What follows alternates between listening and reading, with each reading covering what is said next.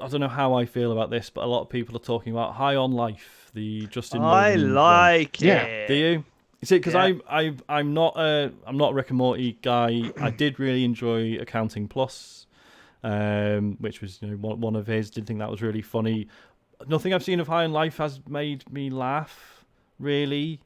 Yeah, not Um, laugh, but I love the concept. I like, I've seen one Rick and Morty episode and I liked it. Right, so I'm not against Rick and Morty. I am not, some of the fans are a nightmare, and but like I liked what I saw of that show.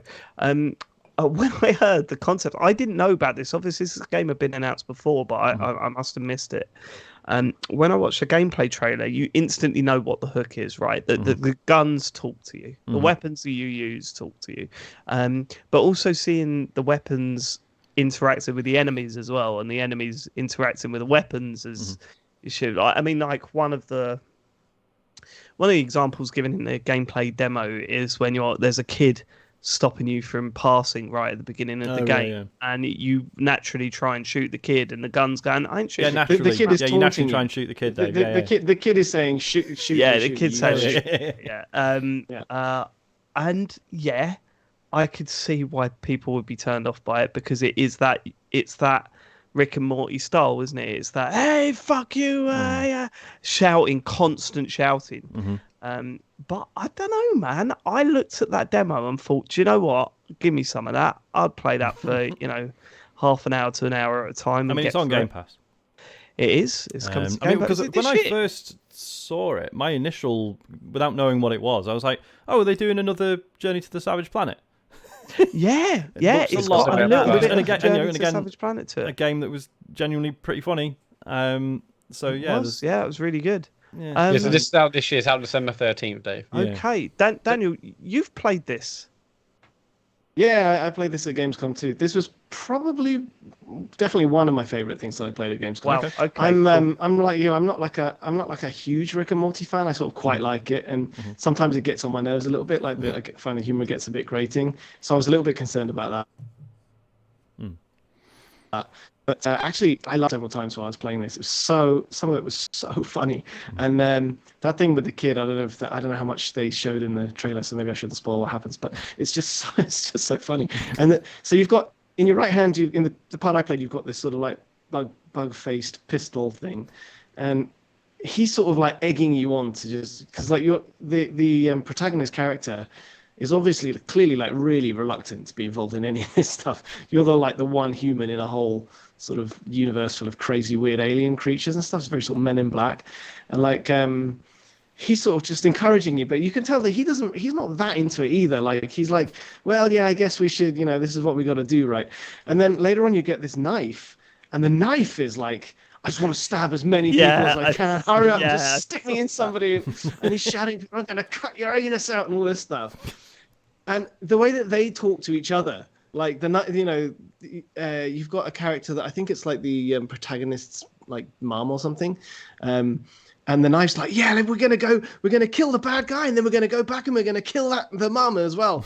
and then the gun's going, I think maybe we'll deal with the bad guy, but we'll think about the mum a bit later. I think the line that I saw was when he said something like, fucking hell, this is a bit strong. This guy's a bit much. I was like, yeah, kind of sort of.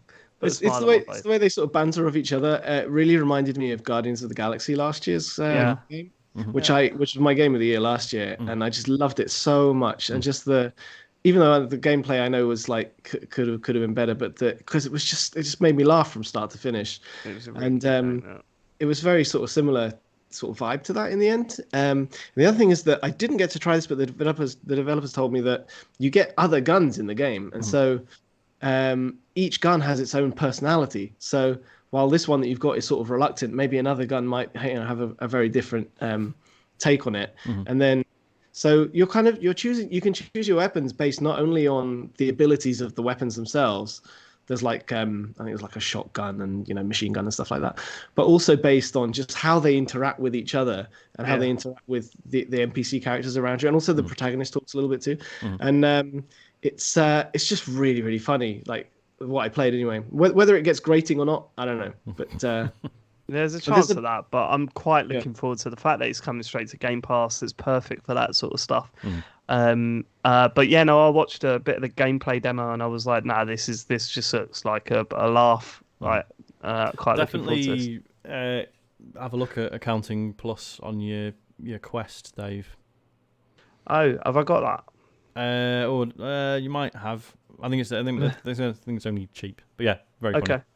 Yeah. Okay.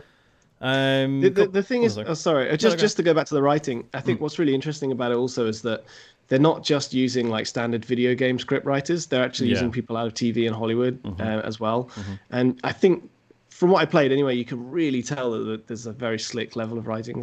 Again, similar to like what you had in Guardians, where it's like feels like it's like maybe a cut above, but again, whether it's gonna get on your nerves after a while, I don't know. There was a really funny bit where you have the knife, and it suddenly revealed to you, because each weapon has like a sub ability as well, and so you use those for sort of environmental puzzle solving and stuff like that.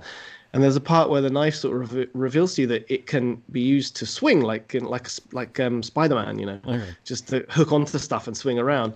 And the character's like, "Oh, really? You can do that?" And the knife's like, "Yeah, you think just because I'm a knife, all I can do is stab people? You racist," and stuff like that. It's just so funny. It's just so funny, but just also functional, you know. When I see this stuff, I know I'm so conscious that some people are going to really like it, and some people are just going to get completely turned off. Sure. For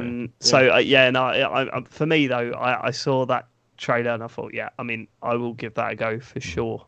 And it's weird, as you said, Sean. I've seen so many people say brilliant things about it as well. It's really interesting. So I loved how it looked when it was revealed on was it the Xbox stage at Summer Game Fest. I thought it looked awesome. Again, having not ever watched Rick and Morty, but getting an understanding of what the humor's about. But I think I saw an interview of Squanch Games on one of the shows at E3 Summer Game Fest, and they all seem like they're massive nerds, but they wanted to like see what their kind of writing will work like in a game and this kind of game. So yeah, it could be good. But I think graphics wise, it looks like I love the use of color. It's really bright. They use all of them, don't they? They use the red and the blue, and I saw green. some yellow and the green. That's all the colors. Yeah. Sometimes. No, it's very the visual design is really good. Yeah, it's very colorful and imaginative and sort of surreal, and it's very nice.